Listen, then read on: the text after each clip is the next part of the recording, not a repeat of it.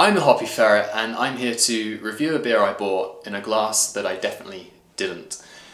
And, well, I didn't actually buy this beer. This Beak beer. My girlfriend got it for me, so thank you very much, darling. She said that she walked into a craft beer shop. It sounds like the start of a really crappy joke. And she asked for something that would impress a craft beer wanker, and by that I assume she means me. And the guy said, no, but he does have this beer. It's called Umple. It's an IPA. And he said that it came in 2 days ago, and having looked at the best before on the bottom of the can, it says 20th of April. It's the 23rd of, I think it is, 23rd of October today.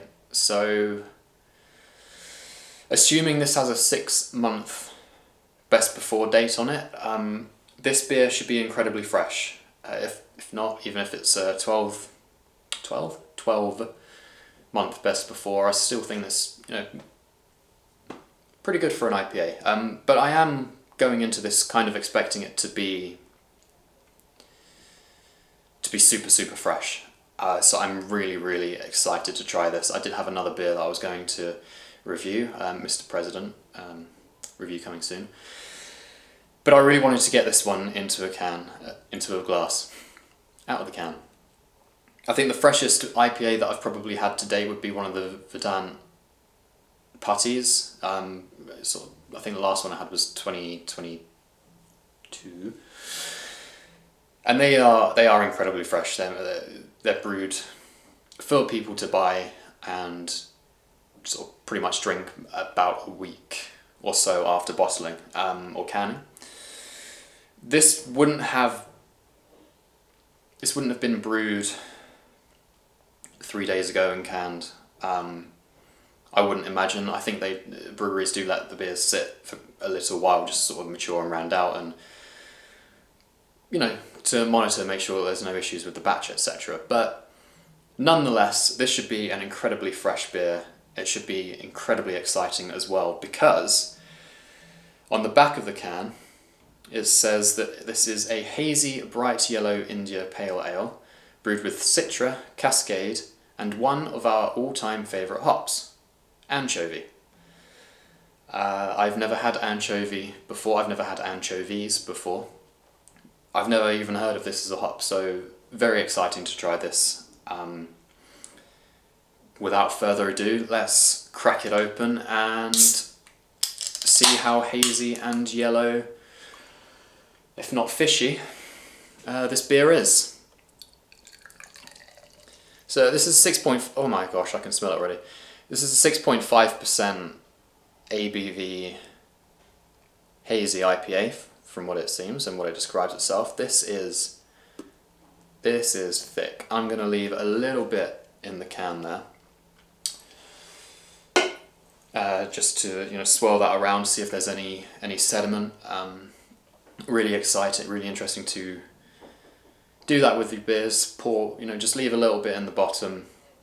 Not only do you get to go back to it and think that you've got more beer than you started with, it adds an extra depth or layer and characteristic to the beer that I think when trying and sampling some of these beers just really adds to the experience. So I'm a big fan of that, especially when it's hazy IPAs like this that do tend to have a bit of sediment, and it makes the beer even hazier. So that being said, this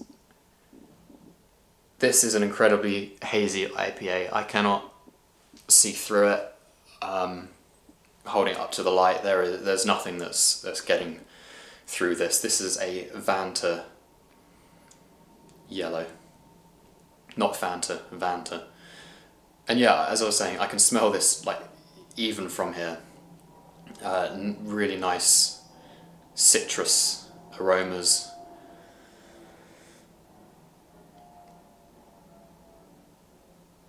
Watermelon. Oh, that head. So it was a 2-finger white head. And yeah, Smell, yeah, super fruity, super juicy, really juicy. Orange, watermelon, bit of weed. And there's something right at the top there that grapefruit. Yeah, grapefruit. Which in French is pamplemousse. So there you go, every day is a school day. Oh God. I almost don't want to drink this because it looks so nice. I don't think I've, other than the Mystic Mariana that I reviewed probably around September, so to be fair, only about 2 months ago, but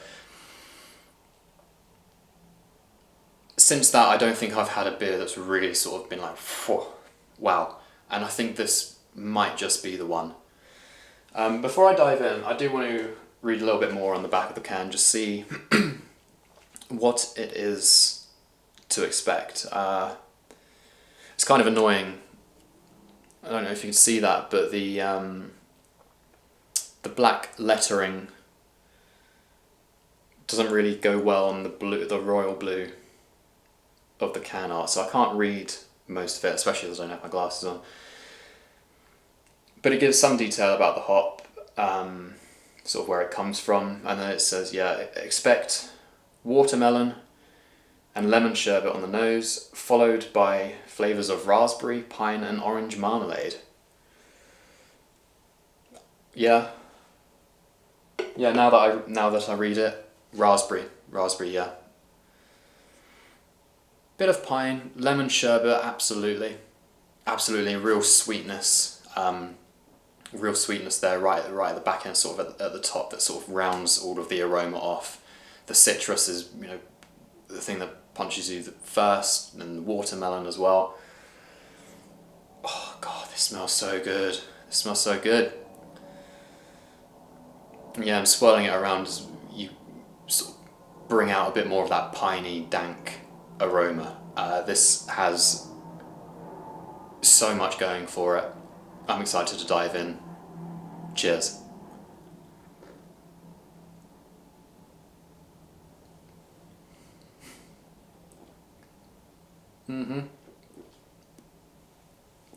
Oh, that is beautiful. That is beautiful.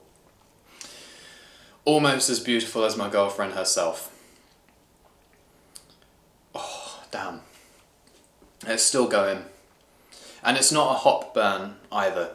And a hop burn being, you know, sort of especially in, maybe a little bit now actually, but hop burn being when there's really fresh hops in the beer, like a very fresh beer, or just when there's been a lot of them. It's sort of, I don't know why it's called hop burn, because it's not obviously not burning, but it does leave kind of like a residual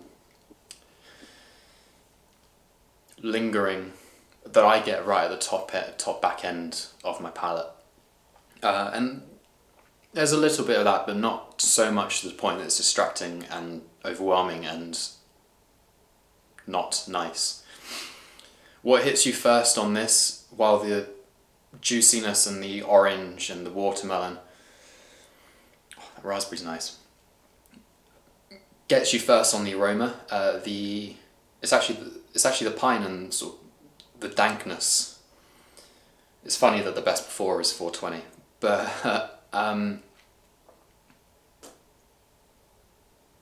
yeah, that's what hits you first, coupled with the malt, and then it kind of goes more into that sweet lemon sherbety juiciness. Oh, it smells terrific. I've never had anchovy before, as I said. If this is presenting as kind of watermelony and raspberry, then let's just absolutely get everything in there. Then I would absolutely love to try some more beers with it, and Beak on the back of the can say that it's one of their favourite hops, so definitely one to look out for in a few more of their brews. Let's go in for another sip.